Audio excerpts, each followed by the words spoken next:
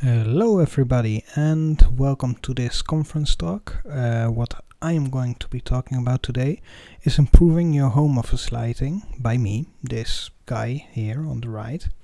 Hello everybody, I'm Camilo Sperberg and I will be your host for the next half an hour, give or take.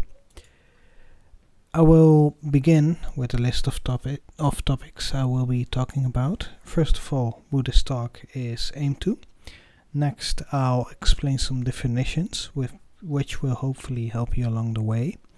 The next set of topics are going to be more hands-on as we are diving right into the concepts of light, temperature, quantity of light, and finally how to set them up.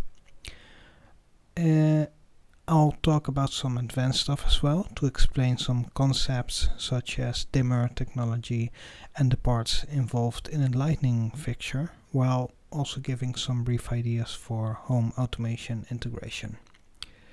So, without further ado, the first thing I want to do is apologize to any interior designer, filmmaker, or basically anyone who knows a lot more of this topic than I do.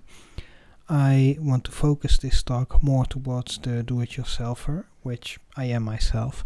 But hey, we are all on this learning boat, so feel free to contact me and correct me if you feel like it. That way I can improve on this talk next time. So, some common definitions.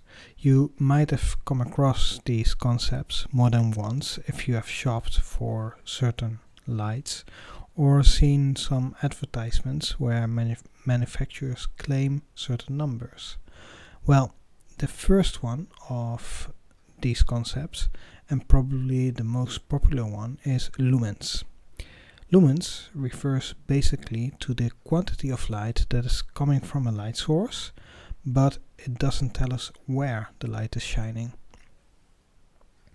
In that sense, it could be that all the light the manufacturer claims is effectively being generated inside the bulb, but if they constructed that bulb with a tinted glass that only allows for 2% of the light going through, for the users of that bulb it won't be able to illuminate much.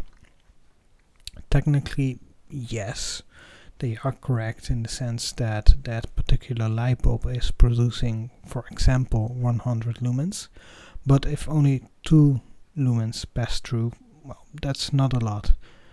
The next concept that is very handy to know about is candela. Candela is in a way much more useful because it describes how a certain light shines, measured in lux, which we will talk about in a second, and is best described when you have an isocandela plot, because at least in the automotive industry all lights and fixtures have to comply with a strict pattern light must follow. Candela is therefore able to describe how the light shines through, and you could actually test this. If you park your car in front of a wall and turn on the lights, you'll see this exact pattern on the wall, including the small crest in the middle, which is pretty awesome because it just shows how the manufacturers are able to create these patterns so exactly. The most important concept, however, is lux, as this is described as how much light is coming into a sensor placed on a specific location.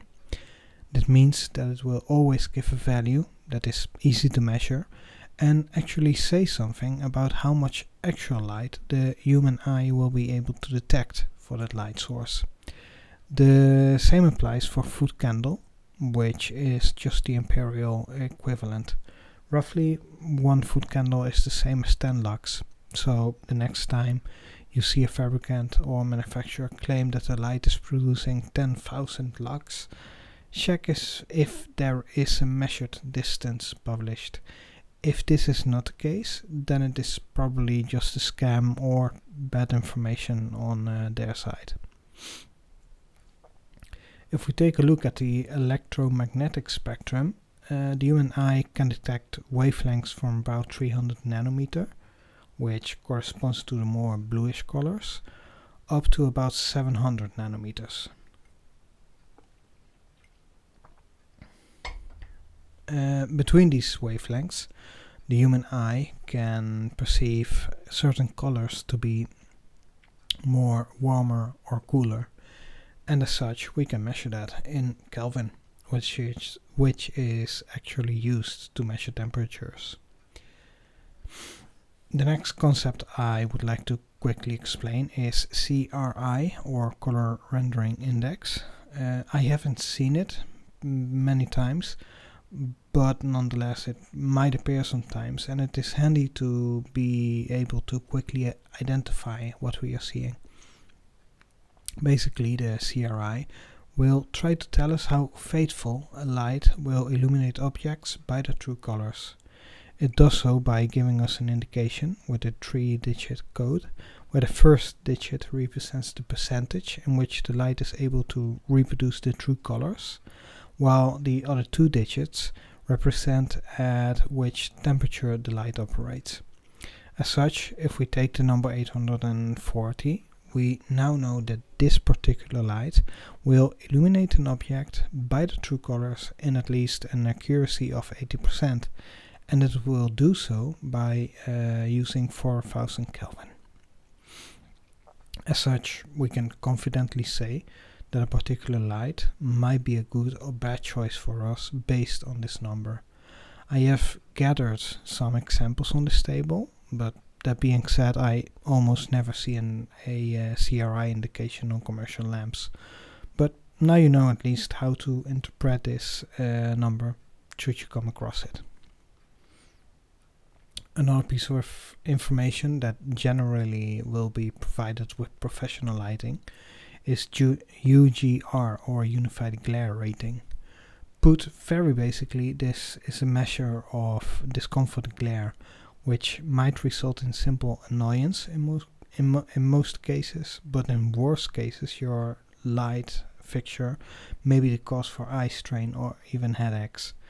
The scale of UGR varies from 10 up to 31, where 10 represents no perceived discomfort at all, while 31 indicates pretty much intolerable discomfort.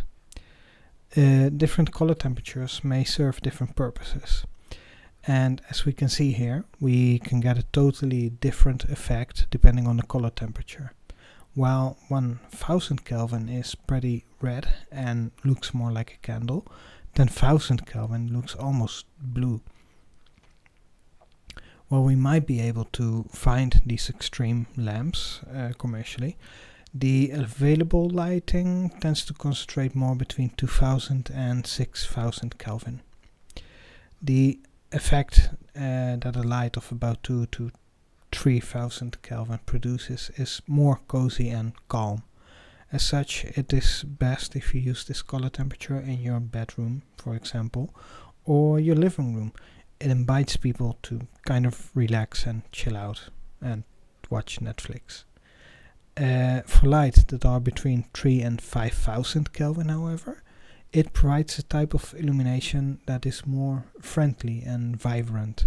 It allows you to be able to see details better, and as such is best used in bathrooms and kitchens, as we humans like to have clean bedrooms, for example, which we might not be able to keep so clean if we can see properly. As such, lights that are above the 5000 Kelvin are mainly used in hospitals and offices. This is because these type of lighting give off a clean and alert effect. It wakes you up and lets your eyes see with greater detail. As an example, I did find this series of images on the internet where a same room is being illuminated by different color temperatures. The first one is definitely cozy. When I see that, I just want to throw myself to the bed and relax. In the second image, however, note how the illumination helps in changing the contrast of the room. If we take a look at the table down on the right and compare it with the previous image, we can see that we can detect a lot more detail. If this table were to have dust, it is actually pretty spotless on the picture, we would notice it faster with a cooler light.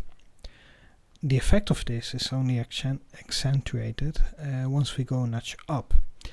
We are now able to see better where the dust has gathered at the bank at the end of the bed, and the floor will also reveal more details to us. Our next topic will be how to roughly calculate how much lighting you actually need. I might need to start with a disclaimer though, because as far as I know, this isn't an exact science, and much come down to simple experimentation and what you like the most. I also wasn't able to find a single mathematical equation that will take into account distance or height of the lighting and room. There's also a unit mix-up between lumens and lux, but as far as I could tell, the general rule of thumb seemed to be to multiply the width and length of the room and then multiply it with the recommended lux level, which are basically constants arbitrarily set by other people.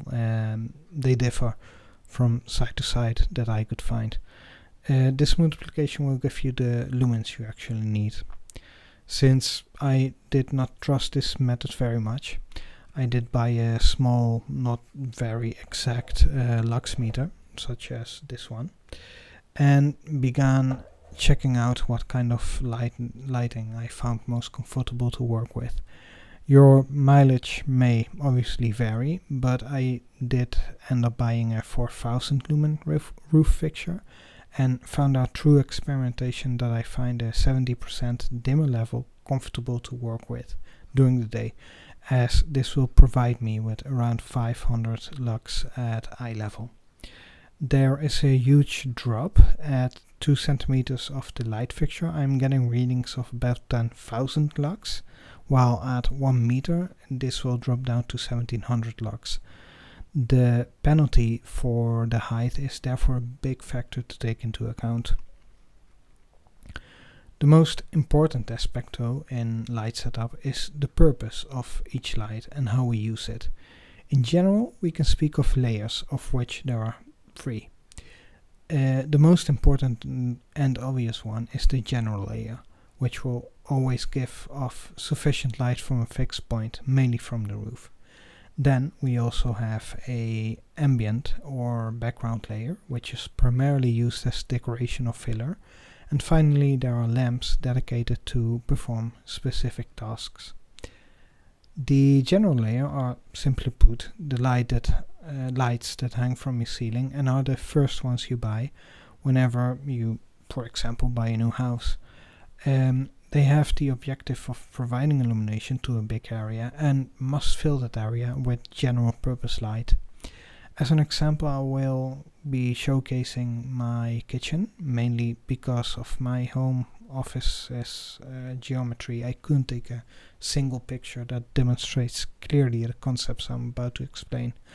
Take into account though that this applies not only to kitchens but all rooms in your house. If we direct our attention to the ceiling, we can see that in this picture the general lights are on, and these will provide the vast majority of illumination to the room. In fact, the convenience of these type of lamps is that I can redirect the light of each spot in order to highlight more areas. As such, I'm effectively using at least one of these lights as a task light, but more on that in a minute. The next layer that needs some explanation is the ambient layer. This one is very useful as it is light created to fill the voids in the general and task lighting can't fill in, and thus also provide a playroom for us to be able to position and create a nice ambientation between all layers, especially at night. Important to note is that we don't use ambient lighting for any specific task, and that LED strips will be your friend in this case because you can hide them very easily and will give you a nice effect. And as a small pro tip from me: if you need to soften an LED strip and you don't feel like buying a dedicated plastic cover, use baking paper, because it will create the exact same effect. I have now turned on the ambient lighting in the kitchen, of which up until now I've installed only one. It is located at the back top of the kitchen, providing a nice background, which really comes in handy at night. You can pretty obviously see that this ambient light is filling in the space with a warmer light than the general lighting of the kitchen. This is mainly because it is easier on the eyes at night, but more on that later. The area that it illuminates is pretty the area that it mainly illuminates is pretty bounded to be only a specific area where no other light will reach or has no practical utility. You can hide LED strips behind mirrors or other small areas, which will give a floating effect, effectively creating the illusion of a bigger space than what it really is. Finally, we have come to the task lighting layer, which can also be very interesting and provide us with even more playroom. The main focus of this layer is to illuminate a specific area where we will be performing an activity that requires us to focus our attention on, such as reading, typing, washing dishes, cooking, etc. Because these type of lights are more focused, they generally have a narrower light beam angle, which allows for more light to be concentrated at a specific location. As an example, we can now see also some other lights turned on above the countersink and underneath the extractor hood.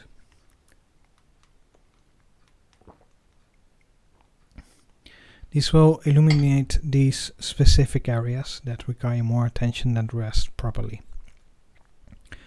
Now, with this now fresh in our minds, we can begin to play with these lights in order to create different ambientations. At night, for example, we can leave the ambient light on. This is ideal because it is a very small LED strip which consumes almost no electricity at all and provides us a path through the kitchen to the bedroom and vice versa. If we just need to wash a plate, we can choose to turn on a single task light, or we can choose to just leave the general layer on during a gloomy day. If we now combine all layers so far, we can see how the lights are able to flood the entire room.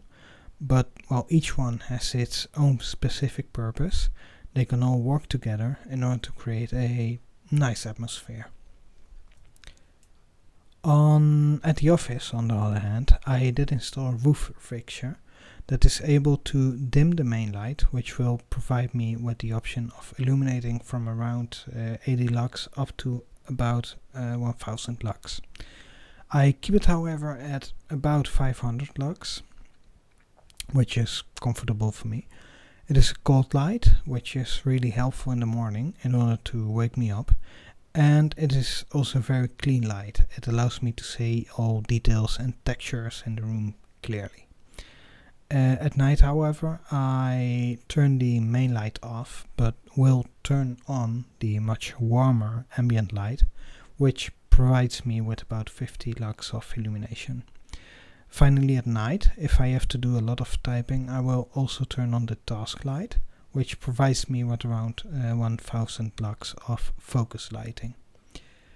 Here we can see all the lights turned on. Everything can be seen quite clearly and it is difficult to miss a detail. However, if I turn the main light off, I create a pretty good scene that illuminates only the background, reducing strain on the eye due to the light the monitors are giving off. Finally, and only to compare, this is how it looks like when I turn off the background lights as well, but only leave the task lights on. There is not much light left over for other activities but to see the keyboard. At last but not least, we have come almost to the end of this talk, where I'm going to talk a bit more about maybe the practical side of things and provide some in-depth information. The first big recommendation I have is that you buy a professional lighting system for at least your main light or fixture. The reason behind this is a pretty important one. We must dissipate heat, and we must take into account that the main light can be in some cases powered on for 8 hours or more a day in, day out, in summer or in the winter. This will generate heat, and this heat will tend to rise, and it has to go somewhere. LED lights are particularly bad managing heat, so generally speaking, professional equipment will have bigger and better dissipation technology than consumer products, and will also offer more options for us. As a rule of thumb, whenever you are buying professional lighting, you will most probably come across more technical information, such as CRI and good lux and lumens figures, which you now know how to interpret and read. So with all this new knowledge, we can comfortably say we can now understand the title of this product completely. It's a 4000 lumens 60 by 60 LED panel, which has a color temperature of 3000 Kelvin, providing 80% of faithfulness color reproduction, and a UGR index of 19, which, albeit not the most comfortable light there is, it's definitely not one that's going to give you headaches either. Best of all is the pricing of this fixture. However, we still have to fill in some options, which will increase the price. LED lights will function always with DC voltage instead of AC. In order for a LED light to work properly, we can't connect it directly to the cables at our house. Instead, we have to connect it to a driver, which will convert AC into DC. One thing worthy of note, though, is that sometimes the driver is integrated into the fixture itself, but whenever possible, try to buy a apart driver, because it is way cheaper to replace only the driver, which is the most likely part to burn out, than to replace the whole fixture. Apart from a driver, you might also come across the controller, which is particularly useful in case of dimmable lights. It will communicate to the driver what it should do, as it can translate user input into a digital signal. As with drivers, there are fixtures where the controller is actually built into the driver, but in a more professional environment you can buy every separate part. If we were to dim the light, one of the most popular systems out there that was made specifically for the professional market is the 0 to 10 or 1 to 10 volt systems.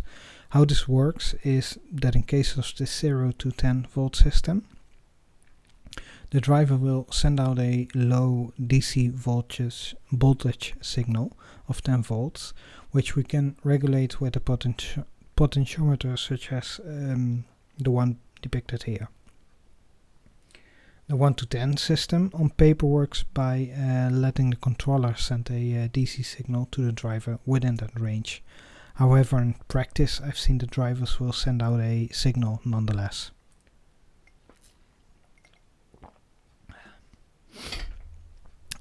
Because we are dealing with a pretty low voltage, there might be a significant voltage drop in the line, so be aware of the distance of the wire, as well as possible interference with the AC line, which needs to go to the controller as well. Some say that the best smart home is the one where you don't even realize it is smart. This is where this particular controller comes in, because what it allows you to do is to use a simple push, or also called momentary button, to control dimming of your lights, such as this one. Shortly pushing the button once will toggle the light, while long pressing it will either dim or brighten the light slowly. There's a big offer on these types of controllers as well, and they are fairly cheap, but I specifically like this one because it will connect to a smart home system, and as such I am able to control it however I want, basically. Now, why did I mention this specific Tuya product? It is because Tuya can connect to Home Assistant, which is a hub that allows you to locally, where possible, control your smart home products. And best of all is that this is open source and offers a lot of integrations already. I won't go into any further detail now though, because that could easily be another talk worth of information. If you want to go, however, entirely DIY, you should definitely take a look at a company called Shelly. I have no affiliations whatsoever with them, but the main reason behind this recommendation is because they are very developer and open source friendly. Their products work very well with, for example, Home Assistant. They continuously bring out new products. There are also some other systems which I thought were maybe worth mentioning. Two of the most famous protocols are DMX and DALI.